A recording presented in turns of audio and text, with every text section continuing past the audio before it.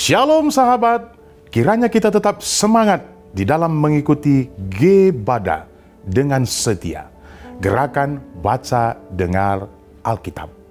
Hari ini merupakan pembahasan terakhir mengenai kitab 2 Samuel. Kita akan membaca 2 Samuel pasal 23 dan 24. Ada berbagai cara untuk membaca dan merenungkan firman Tuhan.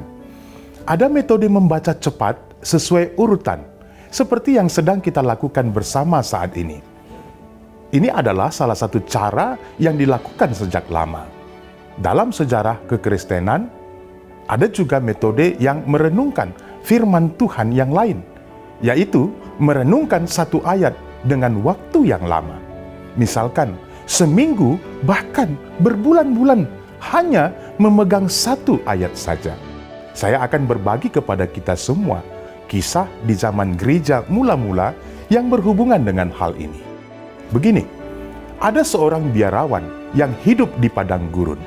Suatu ketika, dia tergerak menjumpai seorang biarawan yang dihormati. Dia meminta pengajaran. Beritahukanlah firman kepada saya. Lalu, biarawan yang dihormati itu memberikan firman Tuhan kepadanya dan berkata, "Kasihilah Tuhan dengan segenap hati, jiwa, dan kekuatanmu." Kemudian, biarawan yang mengembara di padang gurun ini memegang perkataan itu di dalam hatinya dan merenungkan serta melakukannya selama 20 tahun. Lalu, 20 tahun kemudian, dia kembali lagi kepada biarawan yang dihormati itu. Dia berkata, "Saya sudah hidup dengan memegang firman yang Anda beritahu dulu. Sekarang, beritahu lagi firman yang harus saya hidupi." Lalu, biarawan yang dihormati itu berkata, "Kasihilah sesamamu seperti dirimu sendiri." Sang biarawan muda itu kembali dan menjalani hidupnya dengan memegang firman itu. Ini adalah salah satu kisah yang benar-benar tercatat dalam sejarah gereja mula-mula. Hal yang terpenting dalam merenungkan dan melakukan firman adalah saat kita menghidupi firman itu sendiri. Seperti kata Alkitab, pada mulanya adalah firman, firman itu adalah Allah. Di dalam kitab Yohanes 1 ayat yang pertama. Yesus Kristuslah firman yang datang ke dunia dan mengambil rupa manusia. Inilah pusat dari iman Kristen. Firman Tuhan bekerja di dalam hidup manusia. Itu artinya firman itu hidup dan bergerak dalam kehidupan kita.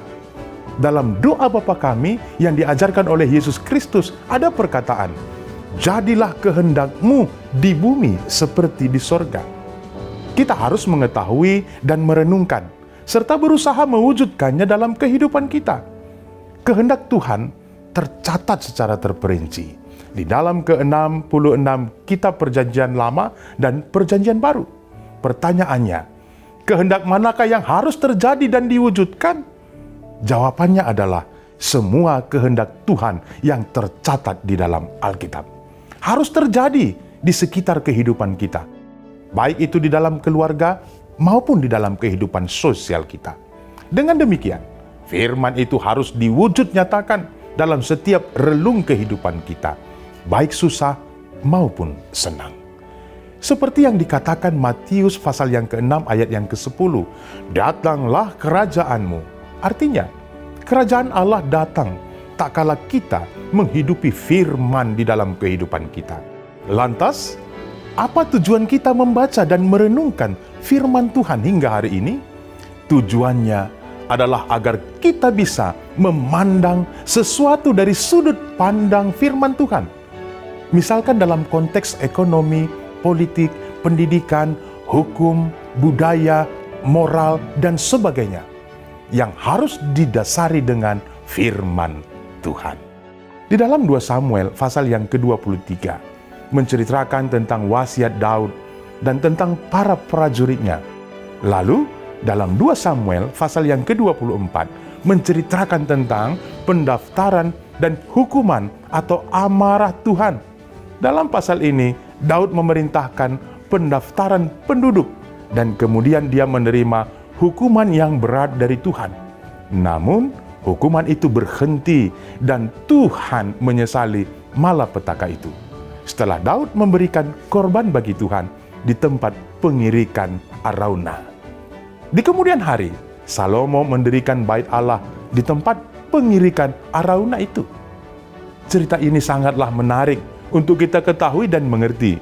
Oleh karena itu, marilah kita secara seksama membaca 2 Samuel pasal yang ke-23 dan pasal yang ke-24.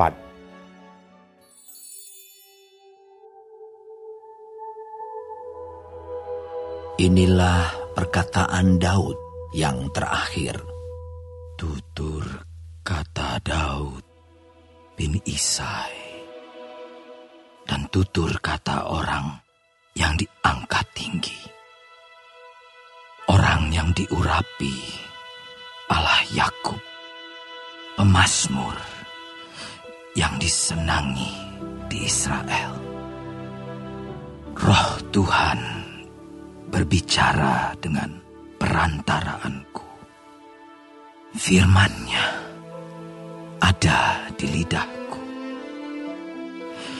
Allah Israel berfirman, gunung batu Israel berkata kepadaku, apabila seorang memerintah manusia dengan adil, memerintah dengan takut akan Allah, ia bersinar seperti fajar di waktu pagi, pagi yang tidak berawan, yang sesudah hujan membuat berkilauan rumput muda di tanah. Bukankah seperti itu keluargaku di hadapan Allah? Sebab ia menegakkan bagiku suatu perjanjian kekal, teratur dalam segala-galanya dan terjamin. Sebab segala keselamatanku dan segala kesukaanku, bukankah Dia yang menumbuhkannya? Tetapi orang-orang yang dursila, mereka semuanya seperti duri yang dihamburkan. Sesungguhnya mereka tidak terpegang oleh tangan. Tidak ada orang yang dapat mengusik mereka, kecuali dengan sebatang besi atau gagang tombak, dan dengan api mereka dibakar habis. Inilah nama para pahlawan yang mengiringi Daud. Isibaal, orang Hahmoni, kepala Triwira. Ia mengayunkan tombaknya melawan 800 orang yang tertikam mati dalam satu pertempuran. Dan sesudah dia, Eleazar anak Dodo, anak seorang Ahohi, ia termasuk ketiga pahlawan itu. Ia ada bersama-sama Daud ketika mereka mengolok-olok orang Filistin yang telah berkumpul di sana untuk berperang, padahal orang-orang Israel telah mengundurkan diri. Tetapi ia bangkit dan membunuh demikian banyak orang Filistin sampai tangannya lesu dan tinggal melekat pada pedangnya. Tuhan memberikan pada hari itu kemenangan yang besar. Rakyat datang kembali mengikuti dia hanya untuk merampas. Sesudah dia, Sama anak Age, orang Harari, ketika orang Filistin berkumpul di Lehi. Di sana ada sebidang tanah ladang penuh kacang merah, dan tentara telah melarikan diri dari hadapan orang Filistin. Maka berdirilah ia di tengah-tengah ladang itu. Ia dapat mempertahankannya, dan memukul kalah orang Filistin.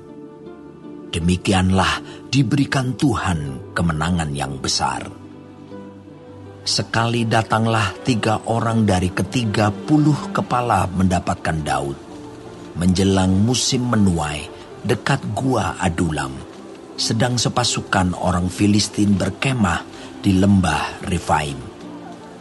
Pada waktu itu Daud ada di dalam kubu gunung, dan pasukan pendudukan orang Filistin pada waktu itu ada di Betlehem.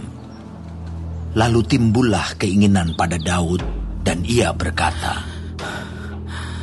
sekiranya ada orang yang memberi aku minum air dari perigi Betlehem yang ada dekat pintu gerbang. Lalu ketiga pahlawan itu menerobos perkemahan orang Filistin.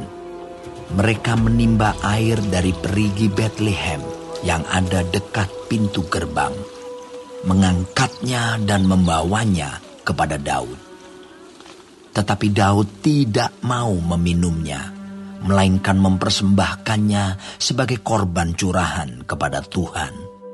Katanya, jauhlah daripadaku ya Tuhan, untuk berbuat demikian. Bukankah ini darah orang-orang yang telah pergi dengan mempertaruhkan nyawanya? Dan tidak mau ia meminumnya. Itulah yang dilakukan ketiga pahlawan itu. Abisai, adik Yoab, anak Zeruya, dialah kepala ke-30 orang itu. Dan dialah yang mengayunkan tombaknya melawan 300 orang yang mati ditikamnya. Ia mendapat nama di antara ke-30 orang itu. Bukankah ia yang paling dihormati di antara ke-30 orang itu? Memang ia menjadi pemimpin mereka, tetapi ia tidak dapat menyamai triwira itu. Selanjutnya, Benaya bin Yoyada, anak seorang yang gagah perkasa, yang besar jasanya, yang berasal dari Kabseel. Ia menewaskan kedua pahlawan besar dari Moab. Juga pernah ia turun ke dalam lobang dan membunuh seekor singa pada suatu hari bersalju. Pula ia membunuh seorang Mesir, seorang yang tinggi perawakannya. Di tangan orang Mesir itu ada tombak, tetapi ia mendatanginya dengan tongkat, merampas tombak itu dari tangan orang Mesir itu, lalu membunuh orang itu dengan tombaknya sendiri. Itulah yang diperbuat Benaya bin Yoyada. Ia mendapat nama di antara ke-30 pahlawan itu. Di antara ke-30 orang itu, ia paling dihormati. Tetapi ia tidak dapat menyamai triwira. Dan Daud mengangkat dia mengepalai pengawalnya. Asael, saudara Yoab, ada di antara ke-30 orang itu. Selanjutnya, Elhanan bin Dodo dari Betlehem. Sama orang Harod. Elika orang Harod. Heles orang Palti. Ira anak Ikes orang Tekoa. Abiezer orang Anatot. Mibunai orang Husa. Salmon orang Ahuhi. Maharai orang Netofa. Heleb, anak Baana orang Netofa. Itai bin Ribai dari Gibea orang Benyamin. Benaya orang Piraton. Hidai dari lembah-lembah Gaas. Abialbon orang Bet Araba. Asmawet orang Bahurim. Elyahba orang Saalbon. Yashen orang Guni. Yonatan anak Sama orang Harari. Ahiam bin Sarar, orang Harari. Elifelet, anak Ahasbai, orang Maakha. Eliam, anak Ahitofel, orang Gilo. Hezrai, orang Karmel. Pairai, orang Arbi. Yigal bin Natan dari Zoba. Bani, orang Gad. Zelek, orang Amon. Naharai, orang Beerot, pembawa senjata Yoab, anak Zeruya. Ira, orang Yetri. Gareb, orang Yetri. Uria, orang Het. Semuanya 37 orang.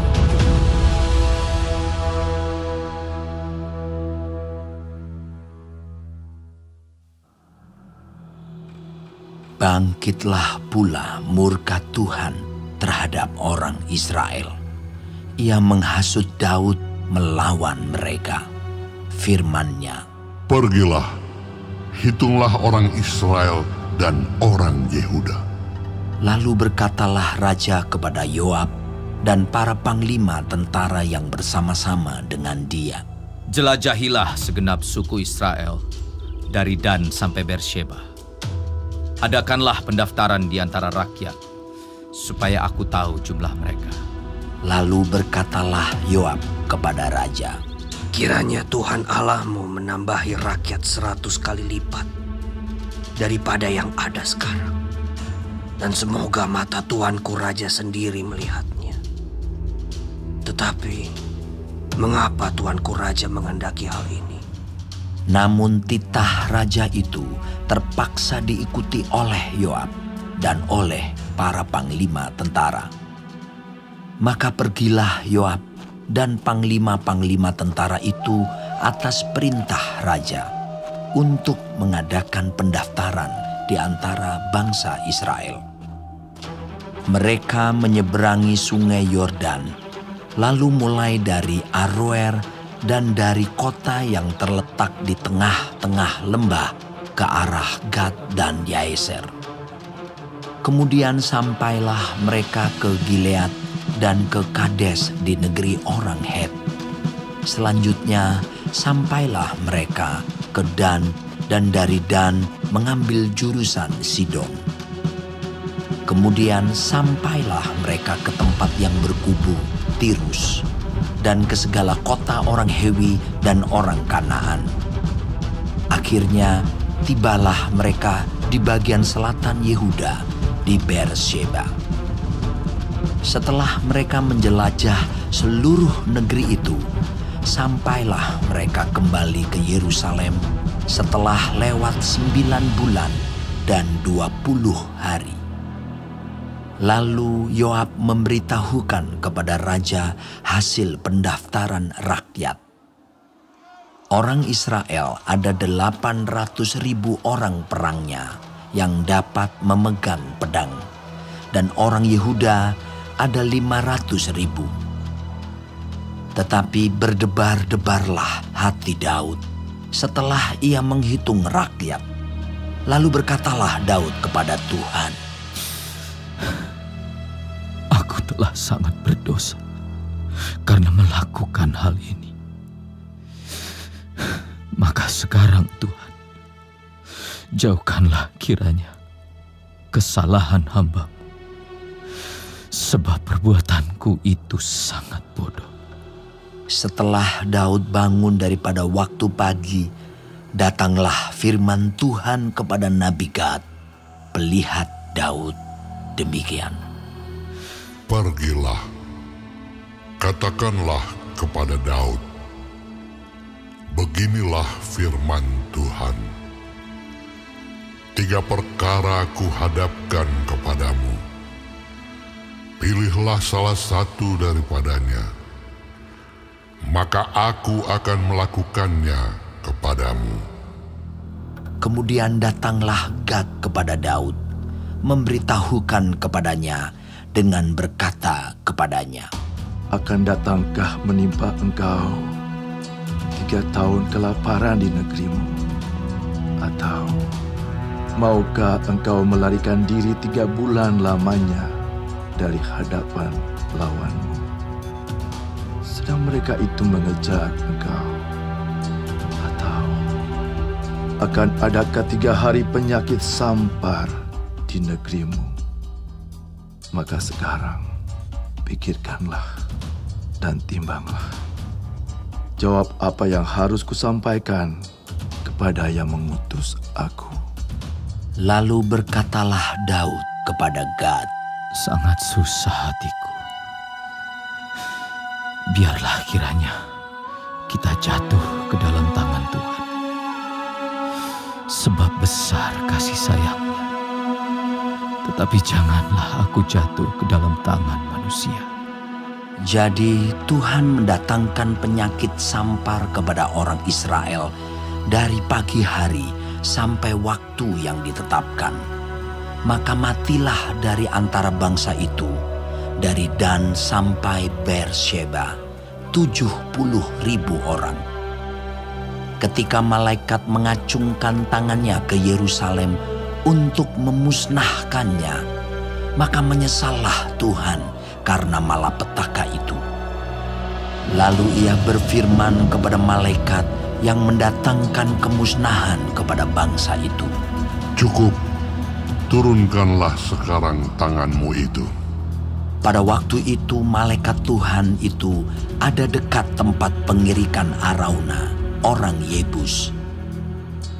Dan berkatalah Daud kepada Tuhan ketika dilihatnya malaikat yang tengah memusnahkan bangsa itu, demikian, Sesungguhnya aku telah berdosa dan aku telah membuat kesalahan. Tetapi domba-domba ini, apakah yang dilakukan mereka?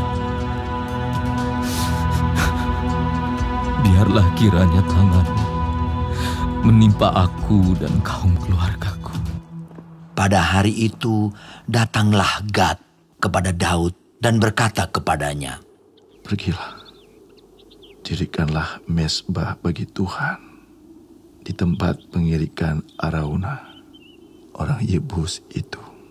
Lalu pergilah Daud sesuai dengan perkataan Gad, seperti yang diperintahkan Tuhan.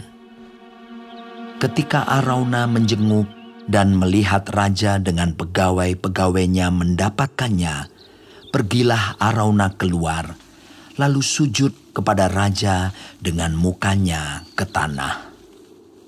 Bertanyalah Arauna, Mengapa tuanku raja datang kepada hambanya ini? Jawab Daud, Untuk membeli tempat pengirikan ini daripadamu, dengan maksud mendirikan mezbah bagi Tuhan, supaya tulah ini berhenti menimpa rakyat. Lalu berkatalah Arauna kepada Daud, Baiklah tuanku raja mengambilnya dan mempersembahkan apa yang dipandangnya baik. Lihatlah, itu ada lembu-lembu untuk korban bakaran dan eretan-eretan pengirik dan alat perkakas lembu untuk kayu bakar. Semuanya ini ya raja, diberikan Arauna kepada raja. Arauna berkata pula kepada raja, Kiranya Tuhan Allahmu berkenan kepadamu. Tetapi berkatalah raja kepada Arauna, Bukan begitu, melainkan aku mau membelinya daripadamu dengan membayar harganya.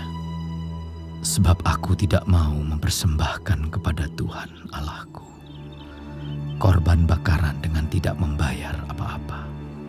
Sesudah itu Daud membeli tempat pengirikan dan lembu-lembu itu dengan harga 50 shikal perak. Lalu Daud mendirikan di sana mezbah bagi Tuhan dan mempersembahkan korban bakaran dan korban keselamatan. Maka Tuhan mengabulkan doa untuk negeri itu, dan tulah itu berhenti menimpa orang Israel.